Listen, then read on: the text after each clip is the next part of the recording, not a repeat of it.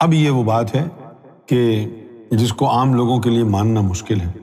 ذاتی علم یہ ہوتا ہے کہ کوئی حسین کا ماننے والا ہو، جس کا کلمہ بھی حسین، نماز بھی حسین، ذکر و فکر حسین، حج، روزہ، قرآن بھی حسین، وہ حسین کے علاوہ کچھ نہ جانتا ہو۔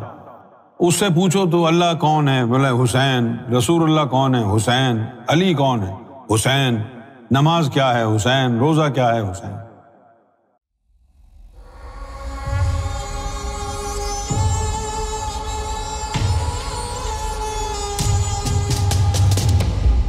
امام علی مقام امام حسین علیہ الصلوۃ والسلام، ان کی تعریف اور توصیف کیسے بیان کر سکتا ہے ایک انسان؟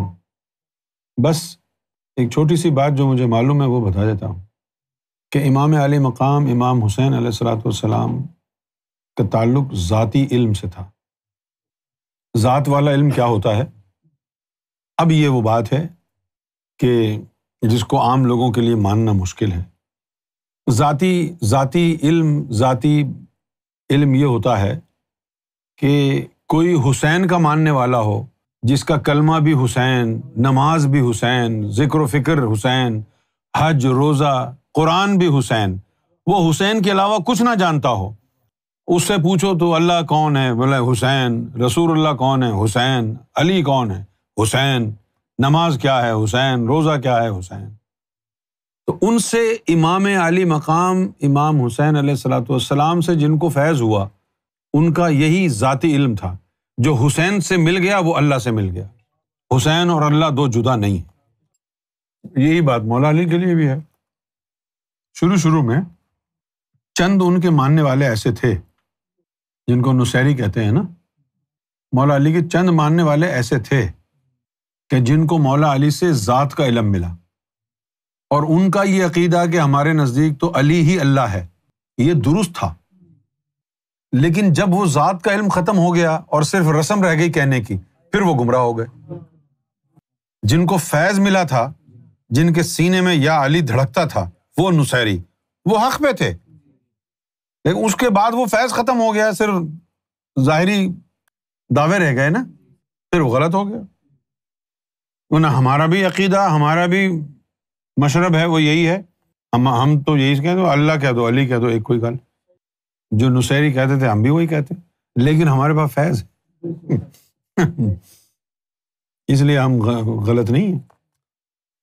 اور پھر جو علم ہوتا ہے نا ذات کا، اس کے اندر نہ حق ہوتا ہے نہ باطل ہوتا ہے، اس میں نہ غلط ہوتا ہے نہ صحیح ہوتا ہے، پٹ لو جو پٹنا ہے بس میں ان کا ہوں۔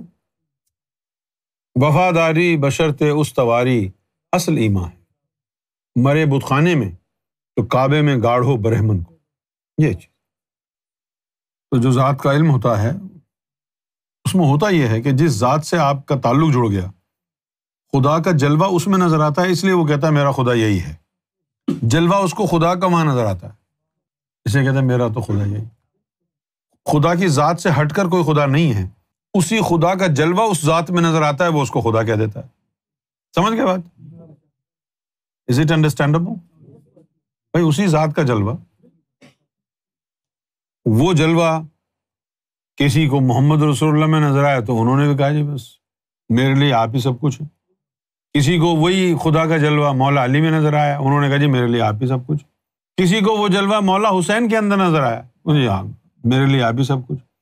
ہم کو وہ جلوہ گوہر شاہی میں نظر آیا، ہم نے کہا جی آپ ہی سب کچھ۔ میرا عشق بھی تو، میرا یار بھی تو، میرا روزہ، حج، نماز، زکوٰۃ، قرآن، صوم، صلاۃ، سب کچھ۔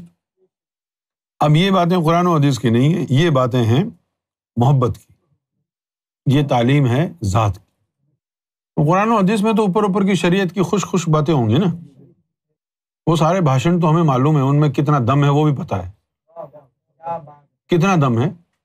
سب کے گھر میں قرآن موجود ہے، اس کے باوجود شیعہ سنی وہابی ہیں، تو کتنا دم ہوا پھر؟ قرآن اگر کافی ہوتا تو کسی کو مرشد ڈھونڈنے کی ضرورت پڑتی؟ اللہ نے کیا کہا ہے؟ وَمَن يُضْلِلْ فَلَن تَجِدَ لَهُ وَلِيًّا مُرْشِدًا۔ یہ تو نہیں کہا کہ جس کو میں گمراہ کروں گا اس کو قرآن ملے گا ہی نہیں۔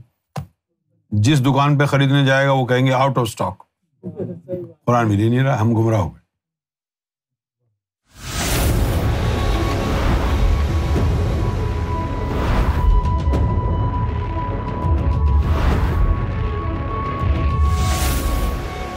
TV, the place to connect with God.